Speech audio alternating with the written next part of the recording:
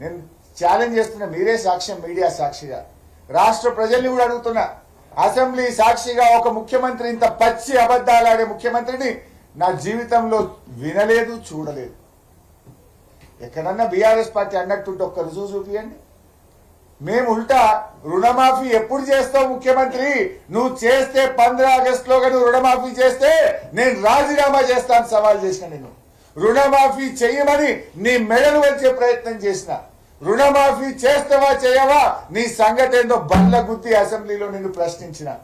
ముఖ్యమంత్రి ఎంత సిగ్గు లేకుండా మాట్లాడతారంటే, బీఆర్ఎస్ వాళ్ళు రుణమాఫీ చేయొద్దంటున్నారు, బీఆర్ఎస్ వాళ్ళు ఫీజు రియంబర్స్మెంట్ కట్టొద్దంటున్నారు, బీఆర్ఎస్ వాళ్ళు RRR రోడ్ వద్దంటున్నారు, ఆరోగ్యశ్రీ పైసలు ఇవ్వద్దంటున్నారు.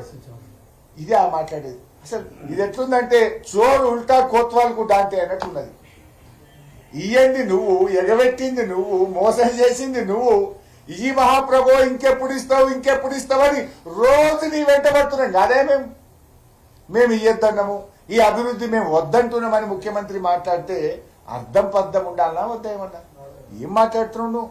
ఒక్క ఆధారం అని ఉందా నువ్వు చెప్పేదానికి? అంటే ఆయన అన్ని కూడా చావు తెలివితేటలు, ఆయన భాషలో చెప్పాలంటే చావు తెలివితేటలు ప్రదర్శిస్తుండు. ఆరిపోయే దీపానికి వెలుతురు ఎక్కువ అన్నట్టు నీ పార్టీ ఎట్లా కథమైపోతుంది. నీ గ్రాఫ్ నీ ఏడాది పాలనలో పూర్తిగా పడిపోయింది. అందుకే నువ్వు గొంతు పెంచుకొని బిగ్గరగా మాట్లాడి ఏదో నేనున్నాను అని నీ ప్రజెన్స్ చూపించుకుంటే ప్రయత్నం చేస్తున్నావు. గొంతు పెంచినా, అరిచినా, గీ పెట్టినా, నువ్వు అల్లరి చేసినా, 2 గంటలు మాట్లాడినా తెలంగాణ ప్రజలు నిన్ను నమ్మరు. అయిపోయింది నీ పని. నీ చేతలతో చేయాలి తప్ప నువ్వు నీ మాటల గారడితోనో గొంతు చించుకుంటేనో ప్రజలు నిన్ను నమ్మరు. ఏంది నువ్వు చెప్పింది? అలా 2 లక్షల రుణమాఫీ మీద క్లారిటీ ఇయ్యలే, రైతు భరోసా మీద క్లారిటీ ఇయ్యలే, పంటల బీమా చేతులెత్తి పడేసింది అలా తుమ్మల నాగేశ్వరరావు. వానకాలంకు పంటల బీమా అన్నాడు, యాసంగికి వాయిదా వేసిండు. యాసంగికి పంటల బీమా అన్నాడు, ఇప్పుడు మళ్ళీ వచ్చే సంవత్సరం చూస్తా అంటుడు. ఇగో ఇది కాంగ్రెస్ తీరు. దొంగలకు సద్దులు కడుతున్నారు మీరు. ఇవాళ ముఖ్యమంత్రి గారు టనల్ విషయంలో కూడా మాట్లాడింది. ఎస్ఎల్బిసి టనల్ అట 10 కిలోమీటర్లు ఉండే బీఆర్ఎస్ లో 1 కిలోమీటర్ తవ్వలేదు అంటుండు. అసెంబ్లీలో మాట్లాడింది. I'm challenging the chief minister as irrigation minister గారి పనిచేసిన కనుక బీఆర్ఎస్ ప్రభుత్వ హయాంలో మేము దాదాపు 11 కిలోమీటర్లకు పైగా బీఆర్ఎస్ హయాంలో మేము తవ్వాం టనల్. ఎస్ఎల్బిసి టనల్ 10 కిలోమీటర్లు ఉండే బీఆర్ఎస్ తవ్వనే లేదు అని మాట్లాడింది. 11.29 కిలోమీటర్లు ఎస్ఎల్బిసి టనల్ ను బీఆర్ఎస్ హయాంలో తవ్వి చూపించాం. నల్లగొండ జిల్లాకు కాళేశ్వరం జలాలను తెచ్చి దాదాపు 2.5 లక్షల ఎకరాలు తుంగతుర్తి, కోదాడ, సూర్యాపేటలో పంటలు పండించి చూపించినాం. నిన్నగాక మొన్న నువ్వు నల్లగొండ పోయి ఇనాగ్రేషన్ చేసిన ఉదయ సముద్రంలో నీళ్లు పోయించింది బీఆర్ఎస్ పార్టీ. నువ్వు ఇనాగ్రేషన్ చేసిన మెడికల్ కాలేజ్ కట్టింది బీఆర్ఎస్ పార్టీ. అన్ని గోబల్స్ మాట్లాడుతున్నావు నువ్వు. ఒక్క అబద్ధం, ఒక్క నిజం కూడా చెప్పకుండా అన్ని అబద్ధాలే ముఖ్యమంత్రి గారు ఈరోజు చెప్తా ఉన్నారు. ముఖ్యమంత్రి అంటుండు నల్గొండకు పోదామా, ఆలేరుకు పోదామా, భువనగిరికి పోదామా అంటుండు. పోదాం. ఈ మూసి బాధలకు కారణం కాంగ్రెసా కాదా, తెలుగుదేశమా కాదా పోయి అడుగుదాంపా. 50 ఏళ్ల కాంగ్రెస్ పాలన, 16 ఏళ్ల తెలుగుదేశం పాలనలోనే నల్లగొండ, భువనగిరి, ఆలేరు ప్రజల బతుకులాగమైనవి. దాన్ని బాగు చేసే పని మేం చేపట్టినాం. 4-5 వేల కోట్లు ఖర్చు పెట్టి కేసీఆర్ నాయకత్వంలో మూసీలోకి మురికి నీరు పోకుండా ఎస్టీపీలు పెట్టింది బీఆర్ఎస్. కాళేశ్వరం నీళ్లు తెచ్చి మూసీలో గోదావరి జలాలు ప్రవహింపజేయడానికి ప్రణాళికలు చేసింది బీఆర్ఎస్. పోదాంపా ముఖ్యమంత్రి గారు, లగచెర్ల పోయి అడుగుదాంపా. నీ కాన్స్టిట్యున్సీకే పోయి లగచెర్ల రైతులతో మాట్లాడదాం. వస్తానో కదా గమ్మెలు లేకుండా. ఎస్, మేము కూడా వస్తాం. లగచెర్ల పోదాం. మూసీలో బాధితులు ఉన్నారు కదా, మూసీ ఎక్కడైతే నది ప్రారంభమవుతుందో అక్కడి నుంచి నల్గొండ దాకా నడుద్దాంపా.